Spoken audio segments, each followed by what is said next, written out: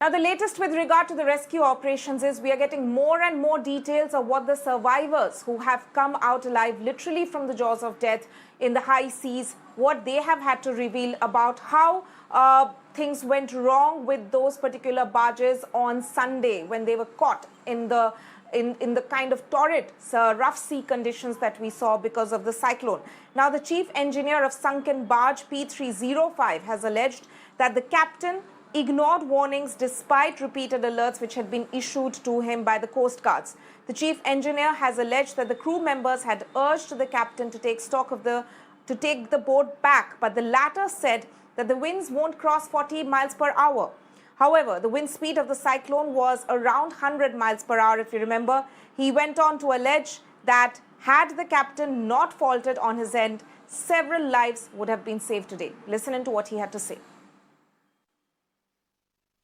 अच्छा, कैप्टन ने पहले से अबंडन कर दिया वेसल को? वो प्रमोद से ही बात किया था, उसका भी हम लोग पहले बोला जब नहीं, प्रमन ने आपको क्यों नहीं बोला वेसल पुल आउट करके मुंबई लेके आओ जब साइक्लोन हो रहा है तभी? उस टाइम पवन ने बोला हुआ कैप्टन से बात हुआ था। कैप्टन ने नहीं लेके गया?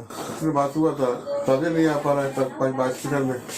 तब क्यों नहीं किया? वो 40 के ऊपर जाएगा नहीं। कॉन्टेक्ट नंबर बताओ। कैप्टन ने बोला 40 नॉट के ऊपर विंड जाएगा नहीं। 11 बजे शुरू होगा, 12 बजे खत्म हो जाएगा। तो कैप्टन को सिलेक्ट कौन किया था? एक बार तो किया होगा, ऑफिस किया होगा। ऑफिस किया ना? पिछले अच्छा, ये आरपीसीएल कौन किया? उदय शिपिंग। अच्छा, ठीक है। तो ये कैप्टन का वजह से ही पूरा सारे कुछ हो गया, सब गड़बड़ हुआ। हाँ, कैप्टन और क्लाइम रेफ कैप्टन और क्लाइम रेफ का वजह से वेसल हादसा हुआ। तो अगर इतने लोग जो मारे, इसका जिम्मेदार कौन है अभी? कैप्टन और क्लाइम है। I'm joined by my colleague Santhya Gora, who's been tracking all the updates for us. Santhya, these are very strong allegations which are coming in from the chief engineer who was on that barge which sank. He's, of course, survived to tell us the tale, and what he's saying is that it was probably a mistake on part of the captain, where the captain actually ignored the warnings and gave also others around him to believe that the wind speed would not cross 40 miles per hour mark. But clearly, that was not what happened. Tell us what exactly are the details which are coming through from some of these survivors. See, Tanima, let's first talk about the survivor whom we heard. One thing which we have to understand, that once such advisories are issued, irrespective of the fact that how small or severe or what intensity of the cyclone is, the safety of the vessel and the people has to be ensured.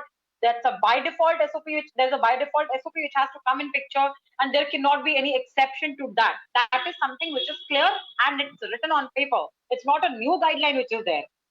The thing is, despite the fact that once the ship is there on the sea and it's the decision of the captain that where exactly to take the ship and how exactly to do carry on with the movements, but still, as far as these vessels are concerned, they were in touch with their owner companies, and it was still their responsibility that despite the fact that the captain felt at that time in his judgment that the ship was safe, irrespective of that, they were supposed to bring the vessel to the safety. They were supposed to ensure the safety of the people, disembarkment of them if required. So companies clearly cannot wash their hands off the responsibility, neither can ONGC, but because despite the fact that ultimately it's the captain at the end who has to execute that particular decision and take it also, but it still has to be conveyed from the top. And that's a question which has to be asked, that what exactly these companies were doing, what exactly ONGC did to ensure that captain, irrespective of the fact that how safe he at that time feels the vessel is, brings back the vessel to the shore. Tanima.